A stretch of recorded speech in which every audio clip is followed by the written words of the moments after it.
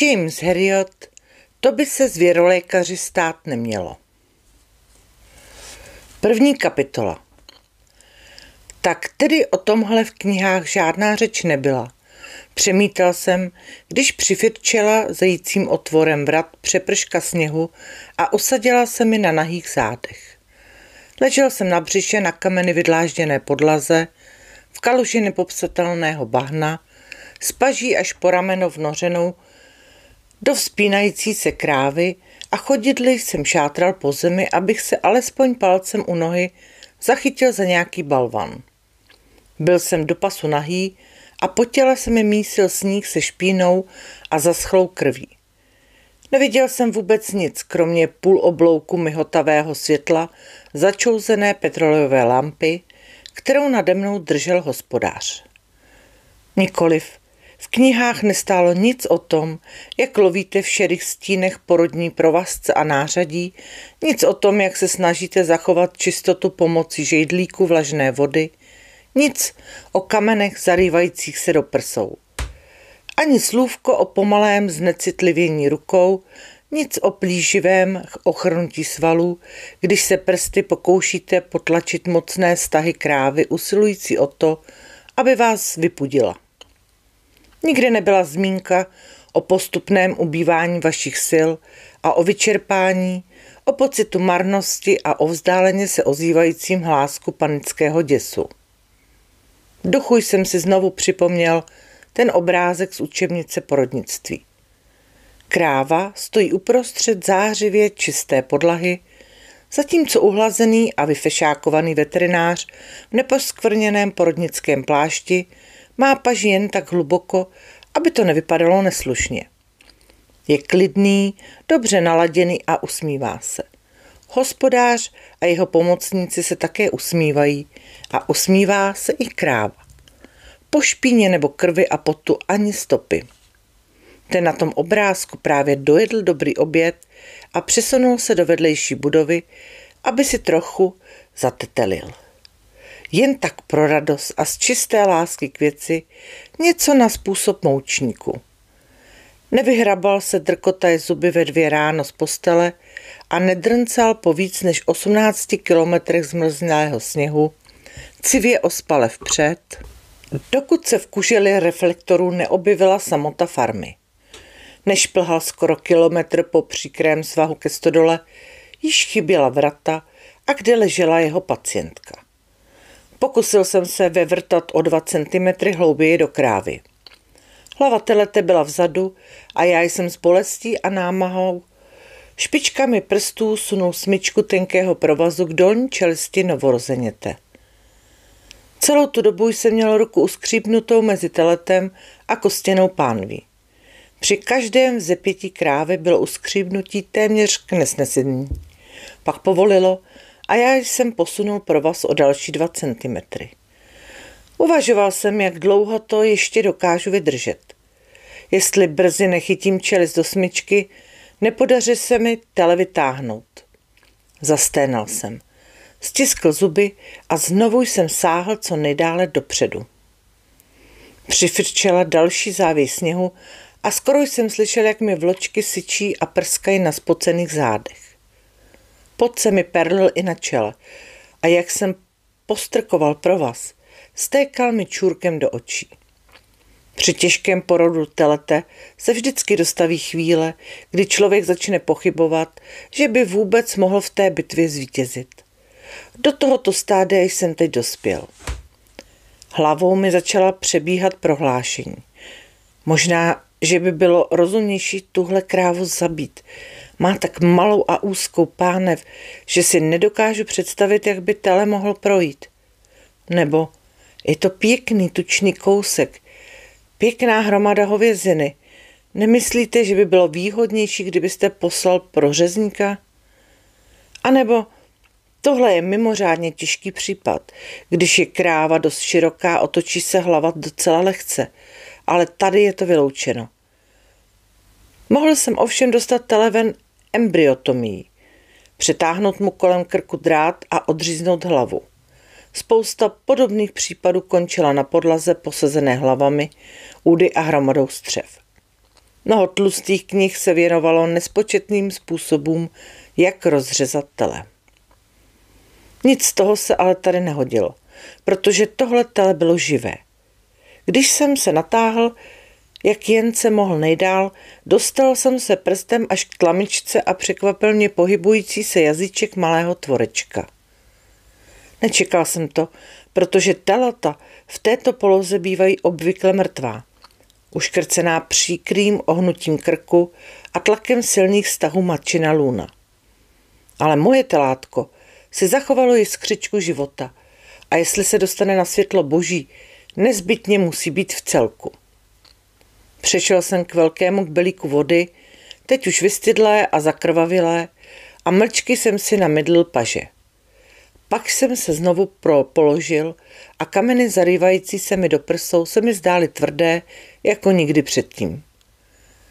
Zavrtal jsem se palci u nohou mezi balvany, setřásl jsem pod z očí a ruku, která mi připadala spíš jako kus špagety, jsem posté zasunul do krávy. Suché nohy telátka škrabaly kůži jako smirkový papír. Promatával jsem se dál k ohybu krku a kuchu a pak s vysilující námahou podle tlamy ke spodní čelisti, která se mi stála kýženým a nejvyšším životním cílem a metou. Bylo k nevíře, že jsem tohle dělal už skoro celé 2 hodiny. Síly mi ubývaly a já jsem zápolil, abych nastrčil malou smyčku na spodní čelist telátka. Vyzkoušel jsem už všechno možné. Odtahoval jsem teleti nohu, jemně jsem tlačil tupým háčkem na oční důlek, ale znovu jsem se pak vrátil ke smyčce. Už od samého začátku to bylo uhozené. Majitel hospodářství, pan Dinsdale, byl smutný, zamlklý dlouhán, který utrousil tu a tam nějaké slůvko a vypadal, že neustále očekává jen to nejhorší. Měl sebou vyčouhlého, smutného, zamlklého syna a oba přihlíželi mému úsilí se vzrůstajícími pochybnostmi a chmurami. Ale vůbec ze všeho nejhorší byl strýček. Když jsem poprvé vkročil do studely na příkré stráni, s překvapením jsem zjistil, že se na otepy slámy pohodlně usadil drobný stařík v klobouku tvaru v dolku. Spal si fajfku a zcela zjevně se těšil na dobrou zábavu. Tak tedy, mladíku, zvolal s nosovým zahuhňáním typickým pro západní Reading. Já jsem Disdalův bratr. Moje hospodářství je v Listondalu. Položil jsem zdravotnickou brašnu a přikývl jsem. Těší mě, Heriot. Stařík si mě prohlížel ostřížím zrakem.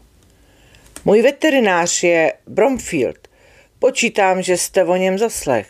Zná ho kdo, to je jistá věc. Ohromný člověk, pan doktor Bromfield, kor na telení. Víte, že nepamatuju, že by se mu něco nepovedlo? Dokázal jsem se lehce usmát. Kdykoliv jinde by mi jistě působilo radost poslechnout si, jakého mám zdatného kolegu, ale tak nějak ne zrovna teď. Teď ne. Popravdě řečeno, ta slova jako by v mých útrobách rozezvučila malinký a smutně klinkající zvoneček. Ne, lituji, ale neznám pana Bromfielda. Odpověděl jsem s vlékaje sako a pak jsem si s mírným zaváháním přetáhl přes hlavu košili. Víte, nejsem tady v kraji dlouho. Strýček byl bez sebe. Vy ho neznáte? Tak to musíte být jedinej, co ho nezná. V Listondalu se ho děsně považujou, to vám povídám. Upadl do šokovaného mlčení a přiložil zápalku k dýmce. Pak střelil okem po mém obnaženém torzu, na nímž naskákaly krupičky husí kůže. Pan Bromfield ze sebe strhny šaty 1-2, jako boxer. Takový svaly jsem v životě na člověku neviděl. Padla na mne náhlá umrtvující slabost. Nohy jsem měl najednou jako z olova a připadal jsem si k ničemu. Když jsem si začal rozkládat provazy a nářadí na čistý ručník, promluvil stařík znovu. A kdy pak jste vlastně vyšel ze školy, jestli se můžu optat? Ale už asi před 7 měsíci. 7 měsíců? Strýček se nevěřícně usmál, udusal tabák v dýmce a vyfoukl mrak smrdutého modrého čmoudu. Jo, nic není tak cennýho jako zkušenost, to je moje řeč. Pan Bromfield pro mě dělá už víc než 10 let a rozumí svýmu řemeslu. Kde pak učení z knih, to nestačí. Zkušenost, já jsem pro zkušenost. Nasypal jsem do kbelíku špetku dezinfekce a pečlivě jsem si promydlil ruce. Zaklekl jsem vedle krávy. Pan Bromfield si vždycky natře ruce takovým zvláštním mazadlem, bafal strýček spokojeně z fajfky. Když se člověk jednou namydlí a umeje, může se prej krávě zapálit vnitřek, to povídal. Vyšetřil jsem krávu. Všichni veterináři znají napětí chvíle, kdy vloží poprvé paži do krávy. V několika vteřinách budu vědět, jestli si za 15 minut saku znovu obleču, nebo jestli mě čekají dlouhé a namáhavé hodiny těžké práce. Tentokrát mi štěstí nepřálo. Byl to moc ošklivý porod. Obrácená hlava a vůbec žádný prostor. Vypadalo to spíš na špatně vyvinutou jalovici než na krávu, která se měla telit už podruhé. Byla suchá jako trout. Plodová voda musela odejít už před několika hodinami. Pásla se na horních pastvinách a přišlo to na ní o týden dřív. Proto ji museli dopravit do téhle napůl spadlé stodoly. V každém případě bude trvat hodně dlouho, než zase spatřím svoji postel. Tak co pas jste našel, mladíku? Strýčkův pronikavý hlas rozednul ticho. Je to obrácená hlava, že jo? To vám nedá žádnou velkou práci. Viděl jsem, jak to s nima dělá pan Bromfield. Úplně to tele otočí a vyndá ho zadníma nohama napřed. Tenhle nesmysl jsem už slyšel. Krátká doba mé praxe mě poučila, že všichni hospodáři jsou odborníci na dobytek svých sousedů nebo vůbec jiných hospodářů. Když nastaly obtíže u jejich vlastních zvířat, spěchali zavolat veterináře, ale co se týkalo sousedova dobytka, bývali suverénně sebejistí, vševědoucí a překypovali užitečnými radami. A další jev, který jsem pozoroval, byl, že jejich rady bývaly obvykle víc respektovány než názor veterináře. Jako například teď. Strýček byl zřejmě uznáván jako mudrec a Dinstalovi naslouchali s úctou všemu, co říkal. Taky se to dá udělat tak, pokračoval Strýček, že se sežene pár silných chlapů s provazama a vytáhnou to se vším všudy i s tou hlavou vzadu. Protápal jsem se kupředu a zalepal po dechu. Obávám se, že je úplně nemožné otočit tele v tak malém prostoru a kdyby se vytáhlo bez obracení hlavy, určitě by roztrhlo pánev matky. Dinstalovi přimhouřili oči. Jasně, že si mysleli, že tváří v tvář převaze strýčkových vědomostí kličkuji a vytáčím se. A teď, po 2 hodinách, byla porážka přímo za dveřmi. Byl jsem skoro umlácen. Převaloval jsem se a plazil po hnusných balvanech. Dinstalovi mě pozorovali se zachmuřeným mlčením a Strýček neutuchal v přívalu komentářů. Strýček, jehož zdravě růžová tvář svítila potěšením a jehož malá očička jiskřila, nezažil už léta letoucí takovou noc plnou štěstí. 100krát se mu vyplatilo, že se tak dlouho trmácel do kopce. Nic to neubralo na jeho vitalitě a vychutnával každou vteřinku. Když jsem tam tak ležel s očima zavřenýma, obličej stůhlý špínou, ústa otevřená, uchopil Strýček fajfku do ruky a vyklonil se ze své otýpky slámy. Tak to už jste asi prošvih, pravil s hlubokým zadosti učiněním. Ještě jsem neviděl, že by to prošvih pan Bromfield, ale ten má samo sebou velké zkušenosti a ještě k tomu má sílu, opravdickou sílu, to je člověk, který ho neutáháte. Zalila mě vlna vzteku, jako doušek silné kořalky. Na místě by samozřejmě bylo, abych vstal, vychrstl kbelí krvavé vody Strýčkovi na hlavu, seběhl dolů z kopce a odjel. Odjel pryč odtud, pryč z Yorkshireu, pryč od strýčka, od Dinsdalů, pryč od téhle krávy. Místo toho jsem ale stiskl zuby, napnul nohy, zatlačil vším, co jsem měl a se vzrušenou nedůvěrou jsem ucítil, že má smyčka přijela přes drobné řezáčky do tlamy telátka. Šeptal jsem si modlitbičku, opatrně jsem levou rukou zatáhl za tenký provázek a cítil jsem, jak se uzel na smyčce utáhl. Chytil jsem spodní čelist. Konečně jsem mohl začít něco dělat. Teď podržte tenhle provaz, pane Dinsdale, a mírně za něj zatáhněte. Já budu telátko otáčet a když budete pořád táhnout, měla by se hlava obrátit. A co když ten provaz vyklouzne? Tázal se strýček s nadějí v hlase. Neodpověděl jsem. Položil jsem ruku na ramínko telete, abych je tlačil proti stahům krávy. Cítil jsem, jak se mi drobné těličko vzdaluje.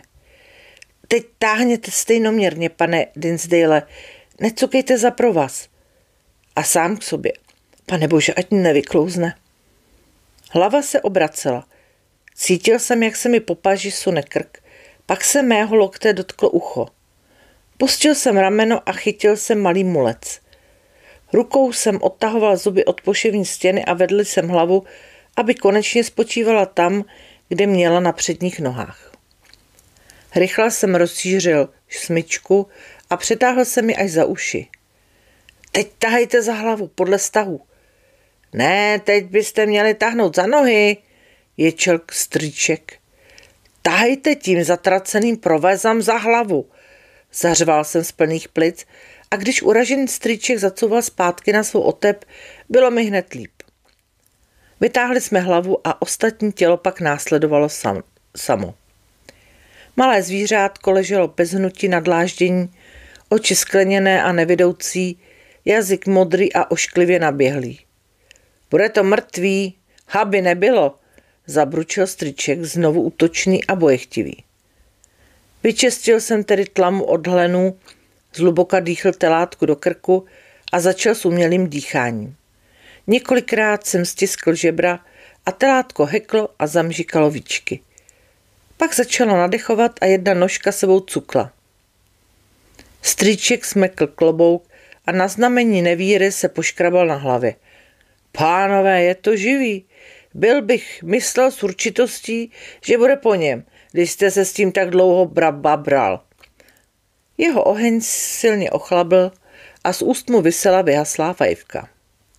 Vím, co tenhle chlapík potřebuje, řekl jsem. Uchopil jsem telátko za přední nožky a přitáhl jsem ho k mačině hlavě. Kráva ležela natažená na boku, s hlavou unaveně spočívající na kamenité podlaze. Hrudník se jí zdvihal, oči měly skoro zavřené. Vypadala, že vůbec není schopná se o cokoliv zajímat. Pak ucítila na tváři tělo telátka a nastala proměna. Oči se jí rozšířily a čeník začal udýchaně propátrávat nový předmět. Její zájem vzrůstal každým nadechnutím. S námahou se vzpřímila na prsa, očichávala a postrkávala telátko a zhluboka funila. A pak ho začala metodicky olizovat. Příroda se postarala o dokonale usklidňující masáž. Stvořeníčko vyklenulo záda do oblouku, když mu drsný jazyk hřebelcoval kůži. Za minutu třáslo hlavou a snažilo se vstát. Široce jsem se usmál. Tenhle kousek jsem měl nejradši. Tenhle malý zázrak. Připadalo mi, že to je něco, co mi nikdo nemůže zevšednit, ať bych to viděl sebe častěji. Zhrabal jsem ze sebe tolik špíny a zeschlé krve, kolik jsem jen mohl, ale většina toho byla přilepená k pokožce a nepovolila, ani když jsem ji seškraboval nehty. Musel jsem vydržet domů, až se dočkám horké vody ve vaně. Navlékala jsem si košili přes hlavu a bylo mi, jako by mě zmlátili tlustou holí. Bolel mě každičký sval. V ústech mi vyschlo, rty jsem měl skoro slepené. Klátivým krokem se ke mně přiblížila dlouhá, smutná postava. A co takhle trochu pití? Zeptal se pan Dinsdale. Cítil jsem, jak mi ušmouraný obličej praská v nevěřícím úsměvu. Před očima se mi zavlnil obraz horkého čaje, zarámovaného do whisky. To je od vás velmi milé, pane Dinsdale. Hrozně rád bych se něčeho napil. Byly to tvrdé 2 hodiny. Depák, zahleděl se na mě tvrdým zrakem pan Dinsdale. Myslel jsem pro krávu. Začal jsem blekotat. Ale ano, samozřejmě, jistě, rozhodně jí dejte napít. Pozbíral jsem své nádobíčko a vyklopítal ze stodoly. Vřesoviště bylo ještě ponořeno do tmy a po sněhu fičel řezavý vítr a štípal mě do očí. Když jsem se trmácel dolů po svahu, dostihl mě naposled stričku vlas, pronikavý a neporažený. Pan Bromfield není proto, aby kráva po teleti pila. Povídal, že jí to zastudí žaludek. 2. kapitola. V roztřeseném malém autobuse bylo horko a já jsem seděl na nesprávné straně, kam se opíralo do oken červencové slunce. Nepohodlně jsem se vrtěl ve svém svátečním obleku a prstem jsem uvolňoval těsný límec. Sněžné oblečení v tomhle počasí, ale pár kilometrů odtud mě očekával můj případný zaměstnavatel a musel jsem udělat dojem. Na téhle návštěvě mě moc záleželo. Ukončit vysokou školu jako kvalifikovaný veterinář znamenalo v roce 1937 zrovna tolik, jako dostat poukázku do fronty na podporu v nezaměstnanosti. Zemědělství bylo oslabené 10 lety, kdy je vláda zanedbávala. Tažní koně, kteří byli hlavní oporou naší profese, rychle mizeli. Mládenci vyšli z fakult po 5 letech těžké dřiny a ocitli se tváří v tvář světu zcela lhostejnému k jejich nadšení a překypujícím vědomostem. Nemohla se jim předpovědět jiná než neveselá budoucnost. V rekordu se každý týden objevila 2 až 3 volná místa a na každé připadalo průměrně 80 zájemců. Nevěřil jsem vlastním očím, když přišel ten dopis z Dejroby v Yorkshire Dales. Pan Siegfried Farnon, MVDR, by se mnou rád setkal v pátek odpoledne. Měl jsem přijet na čaj a kdybychom si navzájem vyhovovali, mohl jsem zůstat jako asistent. Nevěřícně jsem se chopil téhle životní směrovky. Tolik mých přátel, kteří vyšli ze školy se mnou, bylo bez zaměstnání nebo pracovali v obchodech jako dělníci v loděnicích a já už se vzdal naději, že by mě čekala jiná budoucnost. Řidič znova z prutka přehodil rychlost, protože jsme projížděli další ostrou zatáčkou. Posledních asi 25 kilometrů jsme jeli pořád do kopce a blížili jsme se ke vzdáleně se vzdouvajícímu moři Pennin. Nikdy předtím jsem v Yorkshireu nebyl, ale jeho jméno ve mně vždy vyvolávalo představu krajiny těžkopádné a neromantické jako Pudik stejného jména. Očekával jsem solidnost, jednotvárnost a naprostý nedostatek šarmu. Ale když se autobusek prosténával výš a výš, začal jsem pochybovat a měnit své názory.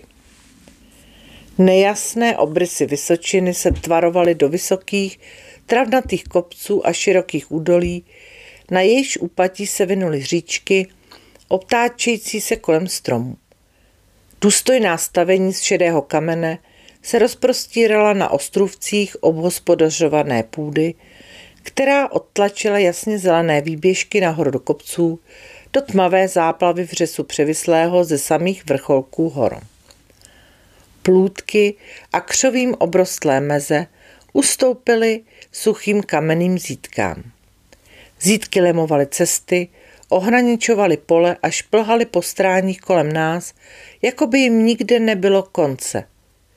Byly všude, odvíjely se v dlouhých kilometrech a vytvářely vzorkovnici směřující nahoru na zelené Vysočiny.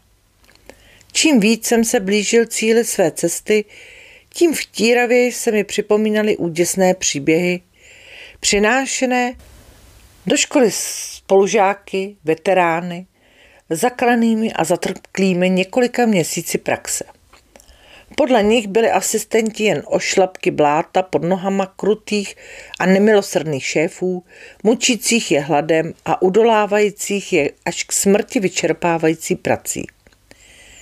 David Stevens si zapaloval třesoucí se rukou cigaretu. Neměl jsem volno ani jedinou noc, ani jediný půl den. Donučil mě, abych mu umyl vůz, ryl zahradu, sekal trávu, obstarával velké nákupy. Ale když mi poručil, abych vymetl komín, dal jsem výpověď. Nebo Wilda Johnstone. První, co na mě připadlo, bylo zavést žaludeční sondu koni. Místo dojícnu jsem mi strčil do průdušnice. Párkrát jsem rychle zapumpoval a kunčel k zemi. To vám byla těsná rána. A bylo po něm. A z toho mám tyhle šediny. Nebo ten horor, co se povídal o Fredu Pringlovi. Fred trokaroval nadmutnou krávu a farmář byl tak nadšený plynem syčivě unikajícím spod břišku, že Freda to nadšení strhlo a přiložil k vývodu svůj zapalovač. Plamenný jazyk, který vyletěl, přeskočil na žoky slámy a vypálil chlévy do základů. Fred si hned poté našel zaměstnání v zámoří na Lívarských ostrovech. Nemýlím-li se. Tohle ale k sakru určitě není pravda. Proklínal jsem svou horečnatou představivost a snažil jsem se neposlouchat pekelný praskot a řvaní dobytka, který odváděli do bezpečí. Ne, tak strašné to nemohlo být. Otíral jsem si spocené dlaně o kolena a pokoušel jsem se soustředit myšlenky na člověka, za níž jsem jel a se kterými jsem se měl setkat. Siegfried Farnon.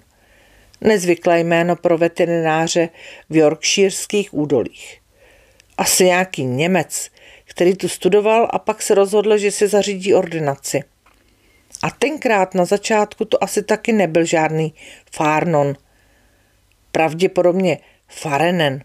Ano, Siegfried Farenen. Začínal nabývat podoby. Malý, zavalitý, takový baculínek s veselýma očima a bublavým smíchem. Ale současně mě trápil neodbytný obraz neohrabaného tojtna se studenýma očima a vlasy ostříhanými na ježka, protože tato druhá postava lépe ladila s všeobecně přijímanou představou šéfa ordinace. Uvědomil jsem si, že autobus drkotá úzkou ulicí, která ústila na náměstí, a tam jsme zastavili. Nad výkladní skříní skrovného hokinářství jsem četl: Dejrouby, družstevní společnost. Byli jsme u cíle. Vystoupil jsem a zůstal stát vedle svého opryskaného kufříku a rozhlížel jsem se. Něco tu bylo neobvyklého a nemohl jsem přijít na kloub tomu, v čem to vězelo. Pak jsem na to přišel. Bylo to ticho. Ostatní cestující se rozptýlili, řidič vypnul motor a nikde nebylo slyšet ani hlásek a nic se nehýbalo. Jediná postřehnutelná známka života byla skupinka staříků, sedících uprostřed náměstí kolem městské věže, s hodinami, ale i ti mohli být vytesáni z kamene. Průvodcovské knihy nevěnovaly Dárobí příliš mnoho místa. Ale pokud o něm byla zmínka, popisovali jako malé šedavé městečko na říčce Dárou. Údajně se vyznačovalo náměstím s kamenným dlážděním a kromě 2 starých mostů ničím příliš zajímavým. Ale když se člověk na městečko podíval, bylo kouzelně položené na řece plné oblázků, s domky nalepenými do hustých hroznů, nepravidelně rozesetých po nižších stráních Hernefelu. Z celého Dárobí, ze všech ulic i ze všech oken domů jste viděli Fel, zdvíhající svůj klidný zelený masív víc než 6 metrů nad změť střech. Ve vzduchu byla průzračnost, jakási zářivá,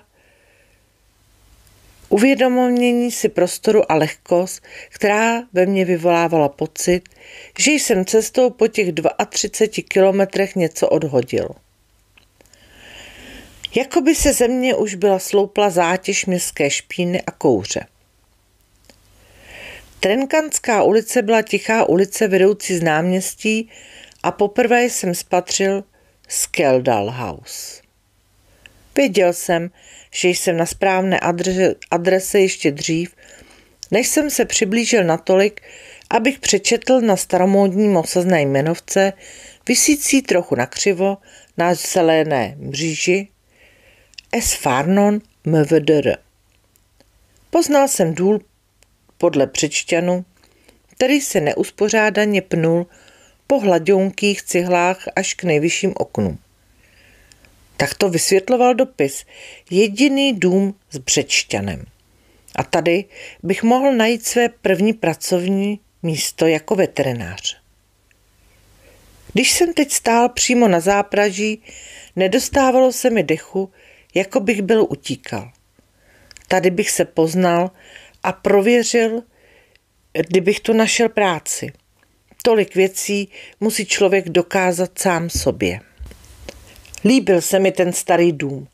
Byl postaven v georgiánském stylu s pěknými, bíle nalakovanými domovními dveřmi. Okna byla také bílá. V přízemí a v prvním poschodí široká a půvabná a malá čtvercová vysoko nahoře v mansardově klopené střeše. Lak byl opryskaný a omítka mezi cihlami se vydrolila, ale nic nemohlo porušit styl a eleganci celé stavby. Před domem nebyla zahrádka a od ulice ho oddělovala jen o nějaký metr předsunutá kovová mříž.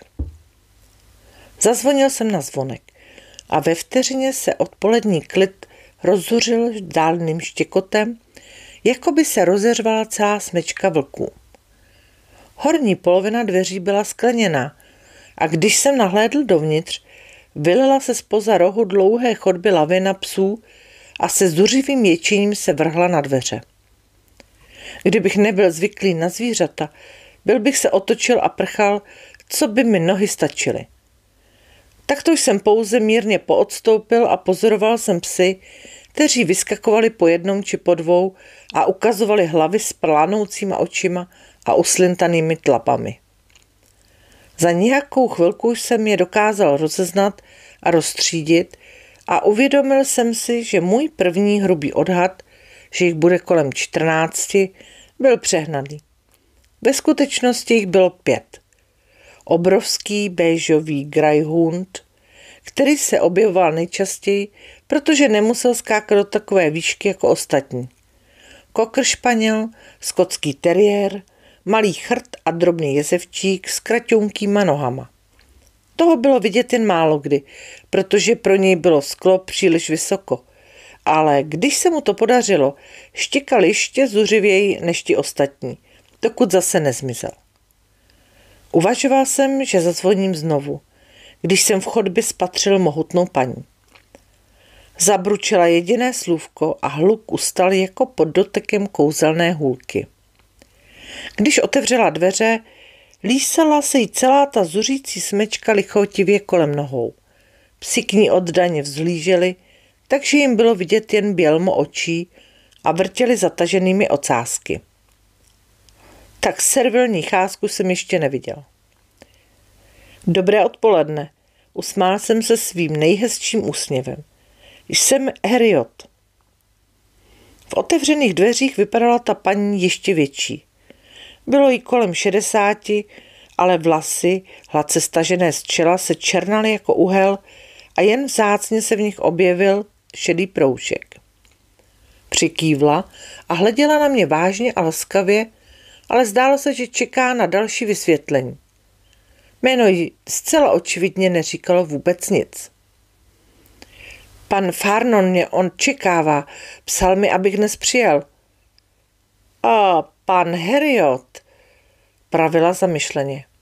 Ordinujeme od 6 do 7, jestli sem chcete přivést pejska. Ne, vytrval jsem ve svém úsměvu. Žádám tu o místo asistenta. Pan Farnon mě pozval na čaj.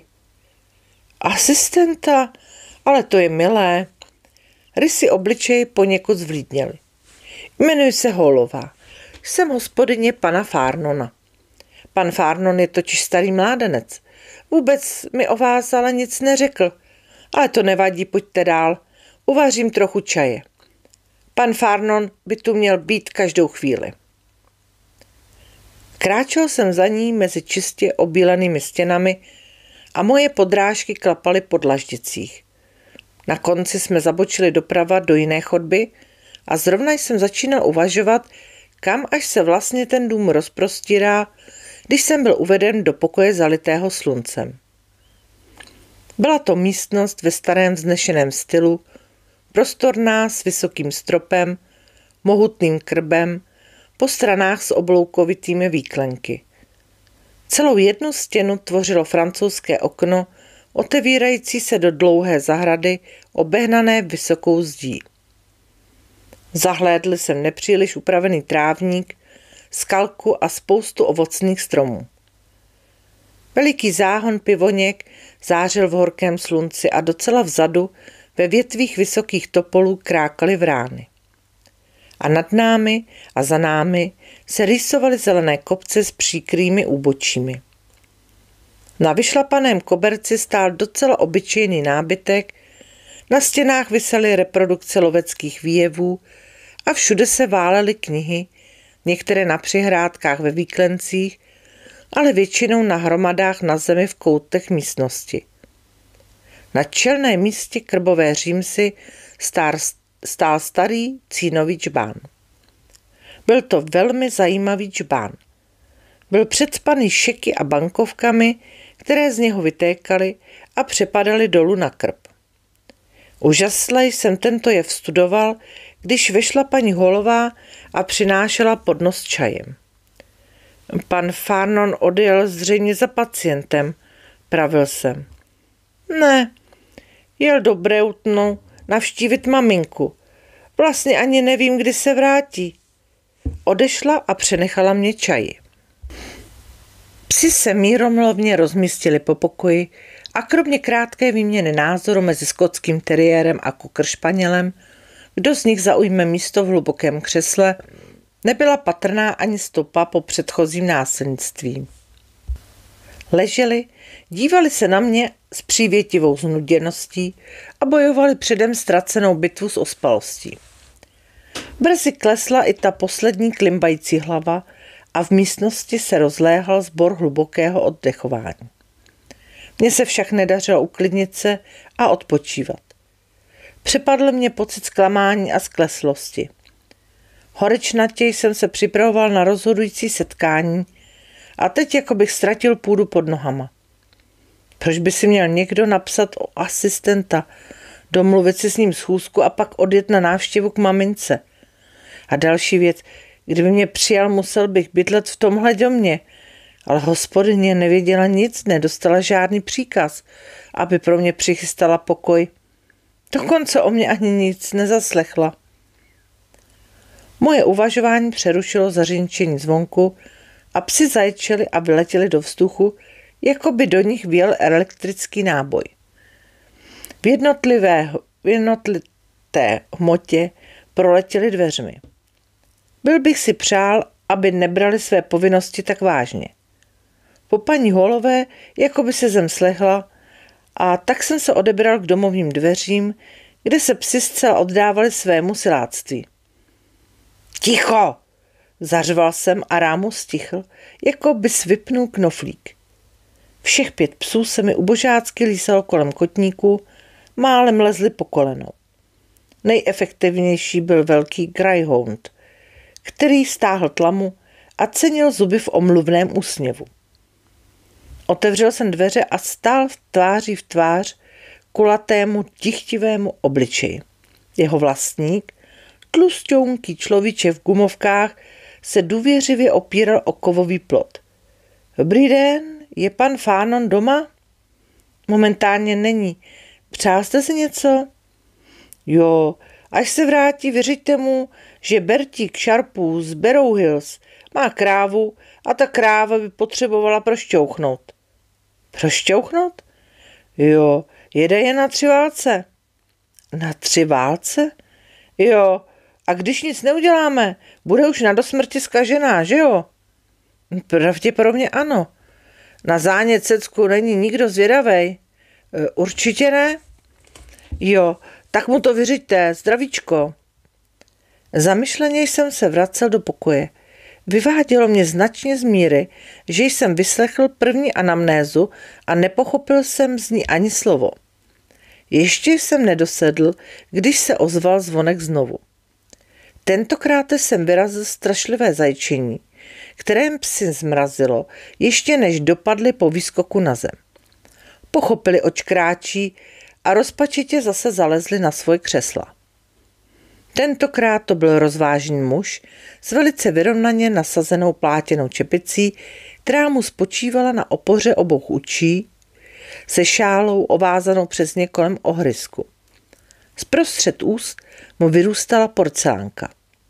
Odstranil fajfku z rtů a promluvil s překvapivě silným místním přízvukem. Jmenuji se Milligan a potřeboval bych, aby pan Farnon namíchal mému psovi nějakou medicínu. A jaké pak máte s pejskem potíže? Tázavě zdvihl obočí a přiložil dlaň k uchu. Zkusil jsem to znovu a zařval jsem z plných plic. Co mu chybí? Pochybovačně se na mě zadíval. Bleje, pane, vošklivě bleje. Okamžitě jsem se ocitl na pevné půdě a v hlavě se mi rozpučily diagnózy a terapie. Za jak dlouho po jídle zvrací? Dlaň se znovu zvedla k uchu. Co? Co pak? Cože? Naklonil jsem se docela blízko k němu, nadmul jsem plíce a křikl. Kdy, chci říct, vrací? Po tváři pana Milligana se zvolna rozprostíralo porozumění a něžně se usmál. Jo, bleje, moc bleje, milej pane. Necítil jsem v sobě dost sil k dalšímu pokusu a tak jsem mu pravil, že se na to podívám a aby se ještě zastavil později. Zřejmě uměl číst z rtů, protože vypadal uspokojeně a odešel.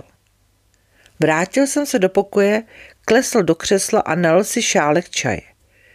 Usrkl jsem, když zvonek znovu zazvonil. Tentokrát stačil jeden zuřivý pohled a psi zalezli zpátky na křesla. Ulevilo se mi, že tak rychle pochopili. Před dveřmi stála půvabná dívka se zrzavými vlasy. Usmála se, přičemž odhalila spoustu bělostných zubů. Dobré odpoledne, pozdravila hlasitě, modulovaně a vychovaně. Jsem Diana Bromptonová. Pán Farnon mě pozval na čaj. Polkl jsem a podepřel se o kliku dveří. Pozval vás na čaj? Úsměv stuhl. Ano, správně, pravila a pečlivě hláskovala jednotlivá slova. Pozval mě na čaj. Lituji, ale pan Farnon není doma. Nemohu vám povědět, kdy se vrátí. Moje slova vytrhla úsměv i s kořínkem. Ach, pravila a vtěsnala do toho slůvka velice mnoho.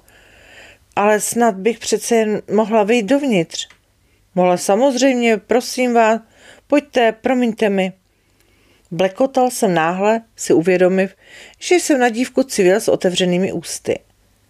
Otevřel jsem dveře do kořán a dívka kolem mne beze slova proběhla. V domě se vyznalo, protože hned za prvním ohbím zmizela ve dveřích do pokoje. Přešel jsem kolem po špičkách a pak jsem se dal do cvalu, jenž mě přenesl přes dalších asi 10 metrů zákrutovité chodby do obrovské kuchyně s podlahou z kamenných dlaždic. Paní Hallová lomozila rendlíky, když jsem k ní přiběhl. Je to nějaká slečna Bromptonová. Přišla taky na čaj. Musel jsem se vší silou držet, abych ji nezatahal za rukáv. Obličej paní Hallové byl bezvýrazný. Domníval jsem se, že třeba začne lomit rukama, ale vypadalo to, že není dokonce ani překvapená. No, tak tam jděte a povídejte si s ní a já přinesu ještě nějaké koláče. Ale o čem se s ní mám pro pána krále povídat? Jak dlouho tam pan Farnon ještě bude? Ale jen tak trošinku povídejte. Řekla bych, že přijede brzy, odvětila klidně. Pomalu jsem kráčel zpátky k pokoji a když jsem otevřel dveře, dívka se rychle otočila a na jejich rtech se rodil nový veliký úsměv. Ani se nepokusila skrýt své znechucení, když zjistila, že jsem to pouze já. Paní Hallová se domnívá, že pan Farnon přijede brzy. Mohu vám nabídnout čaj? Vrhla na mě pohled, který přijel od mých rozcuchaných vlasů až k ošlapaným starým botám. Náhle jsem si uvědomil, jak jsem ulepený a upocený po té dlouhé cestě. Pak cukla rameny a odvrátila se. Psi se na ní dívali lhostejně. Nad pokojem se rozprostřelo ticho, těžké jako přikrývka. Nalil jsem šálek čaje a podal jí ho. Ignorovala mě a zapálila si cigaretu.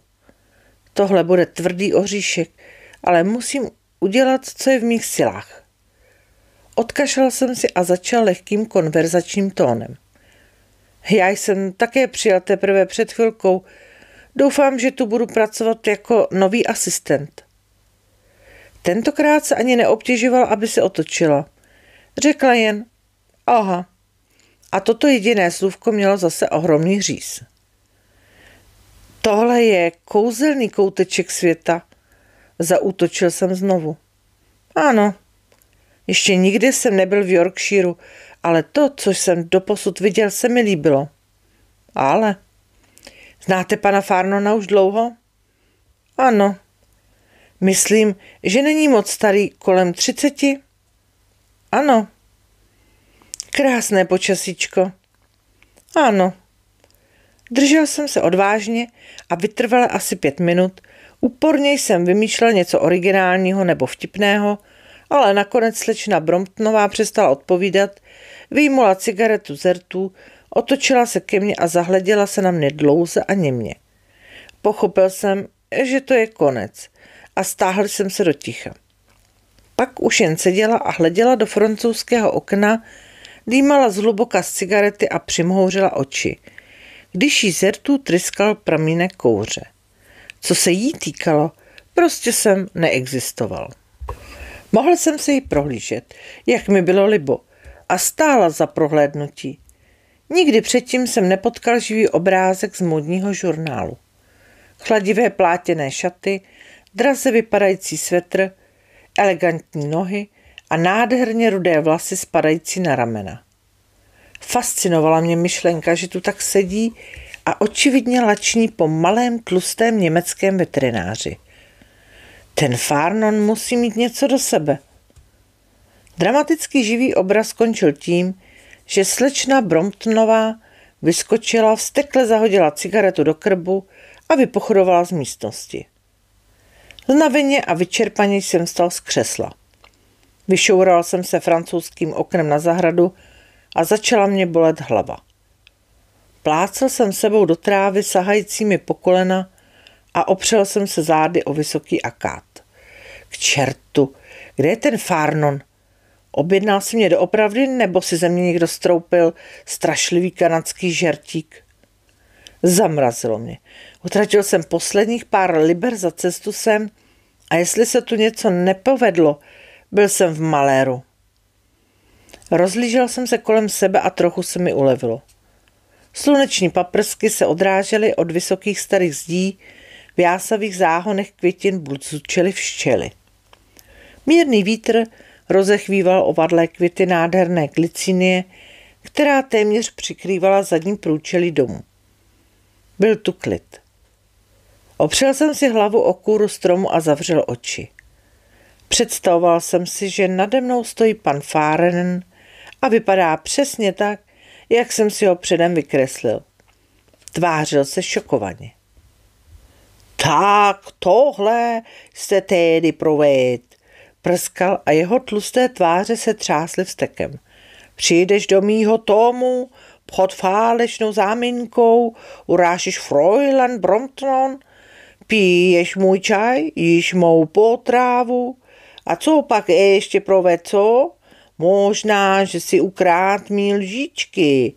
Mluvíš o asistentovi a já nechtěla asistenta. Budu zavolat policii.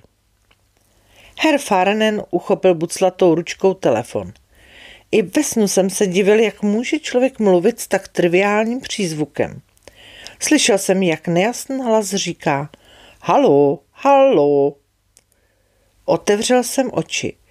Někdo říkal halo, halo, ale nebyl to pan Farnen. Vysoký štíhlý muž se opíral o zeď, ruce v kapsách. Zřejmě ho něco dobře pobavilo.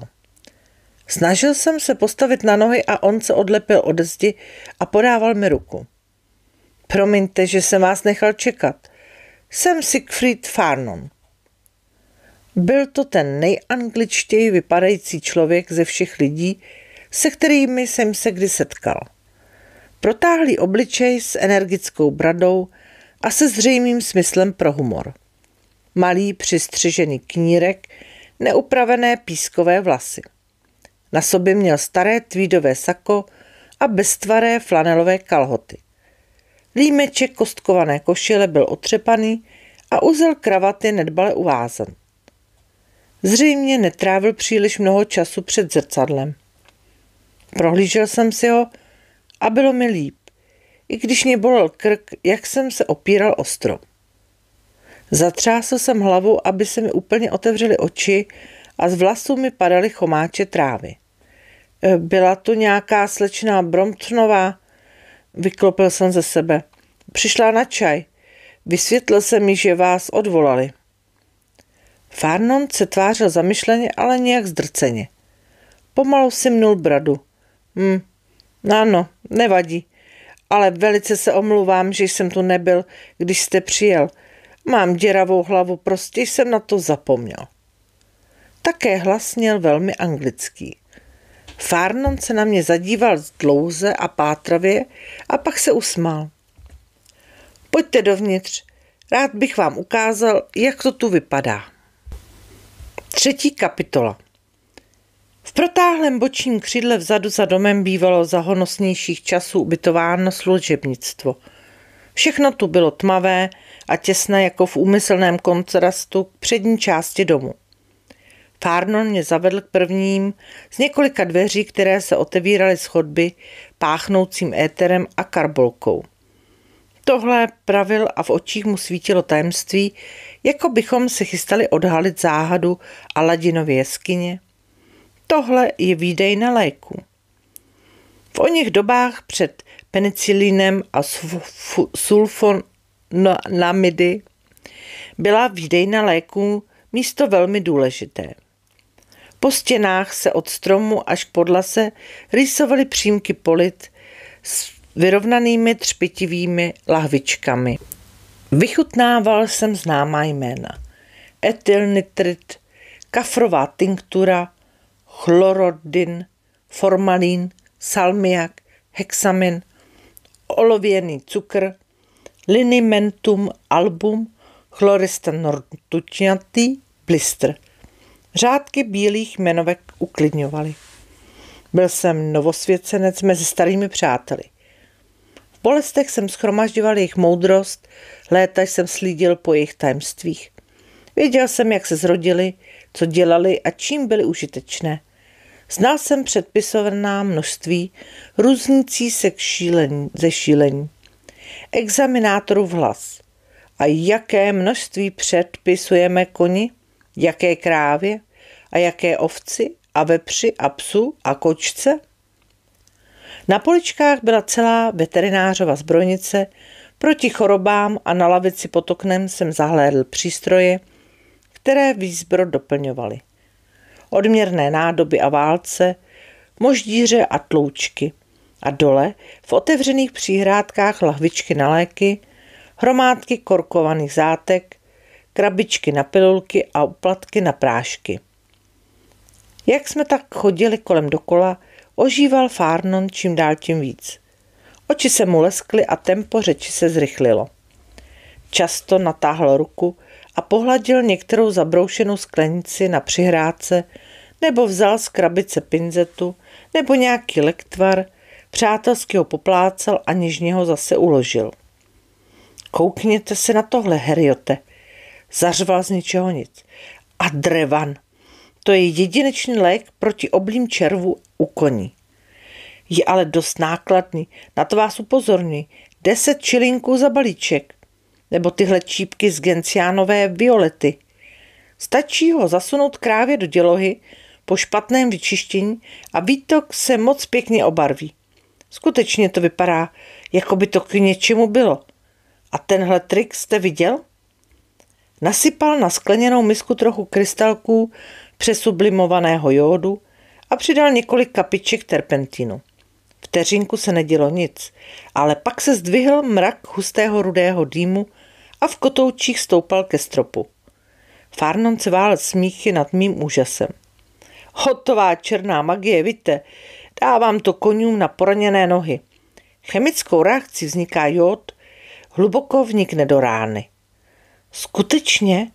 Nevím, jestli skutečně, praví to teorie, ale stejně musíte přiznat, že to vypadá báječně. Udělá to dojem i nejzarputilejšího zákazníka.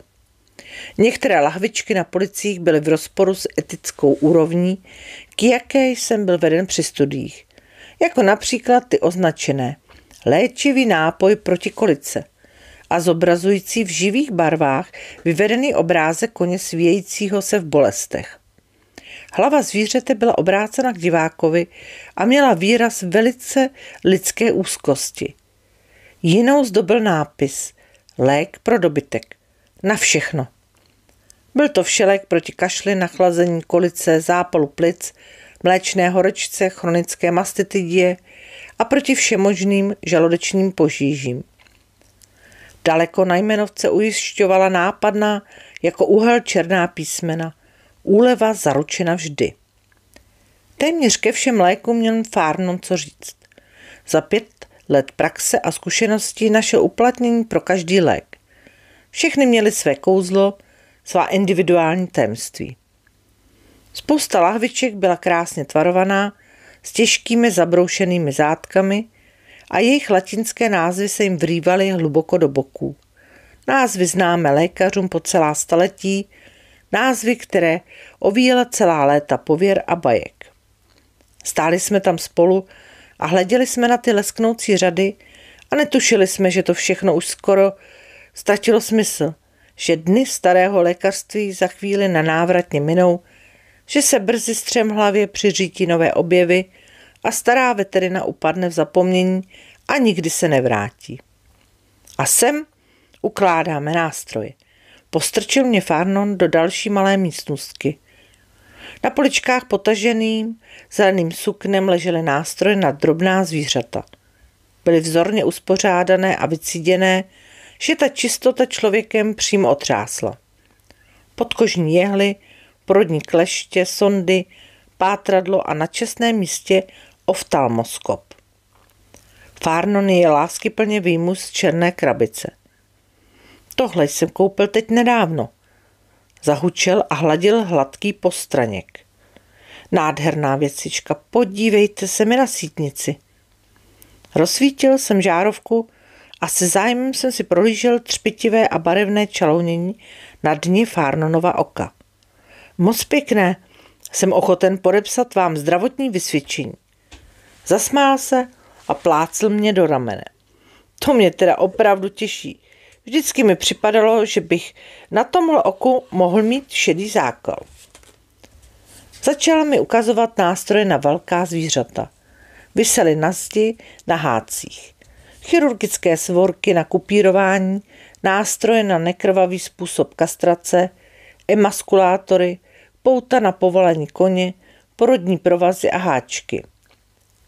Nový embryotom visel na čestném místě, ale mnoho nástrojů právě tak jako léky byly muzeální kousky. Především chirurgické kopíčko na pouštění žilou připomínala středověku. Stále ještě se ale používalo. Na zánět měkké části kopyta stejně nevymysleli nic lepšího, prohlásil Farnon vážně. Skončili jsme v operačním pokoji, kde byly holé bílé stěny, vysoký stůl, kyslíková bomba, anestetické vybavení a malý sterilizátor. V tomto okrese není skoro žádná práce s drobnými zvířaty. Farnon hladil stůl dlaň. Ale snažím se ji oživit. Je to příjemná změna po všem tom ležení na břiše pod krávou. Vtip je v tom, že se to musí dělat pořádně. Ta stará metoda léčení ricinovým olejem a kyanovodíkem není k ničemu dobrá. Jistě víte, že spousta starých praktiků by se nezahodila se psem nebo s kočkou, ale i naše profese si musí zvyknout na nové myšlenky.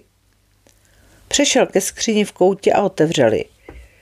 Viděl jsem skleněné poličky s několika skalpely, peány, jehlami na chirurgické šití a skleničky s katgutem, což jsou ovčí střívka upravená k chirurgickému šití. Vzal kapesník a dřív než zavřel dveře, dotkl se otoskopu. Tak, co si o tom všem myslíte? Tázal se, když jsme vycházeli do chodby. Ohromné, odpověděl jsem. Máte tu všechno, co potřebujete. Moc mě to zaujalo. Nadouval se mi přímo před očima. Hubené tváře mu zruměnily a tiše si broukal nějakou melodii. A pak začal zpívat hlasitě, nejistým baritonem do kroku, jak jsme tak pochodovali chodbou. Vrátili jsme se do obývacího pokoje a já jsem mu pověděl o Bertu Sharpovi. Něco o prošťouchnutí krávy, která jede na 3 válce. Říkal cosi, že bude zkažená, vlastně jsem mu vůbec nerozuměl. Farnon se zasmál. Myslím, že vám to mohu přeložit. Chce Hudsonovi operaci na ucpaném struku. To je místní termín pro zánět vemene. Aha, děkuji. A potom tady byl nějaký hluchý ir? Pán Milligan. Moment, Farnon zvedl ruku. Nechte mě, já budu hádat. Zvracení? Jo, milej pane, moc ošklivě bleje. V pořádku, připravím další půl litr vizmutu. Podle mého názoru potřebuje ten pes dlouhodobé léčení. Vypadá jako Airedale, ale je velký jako medvěd a má sklon k depresím. Položil už Joea Milligana párkrát na lopatky, prostě ho položí, až pásuje s ním, když nemá nic jiného na práci. Ale Joe ho miluje. A co s tím zvracením? Vůbec nic. Docela přirozená reakce na to, že ten pes sežere každé svinstvo, které najde. Ale raději se zvedneme a vydáme se za Sharpem. A pak mám ještě 1 nebo 2 další návštěvy. Co kdybyste šel se mnou a já bych vám trochu ukázal okres?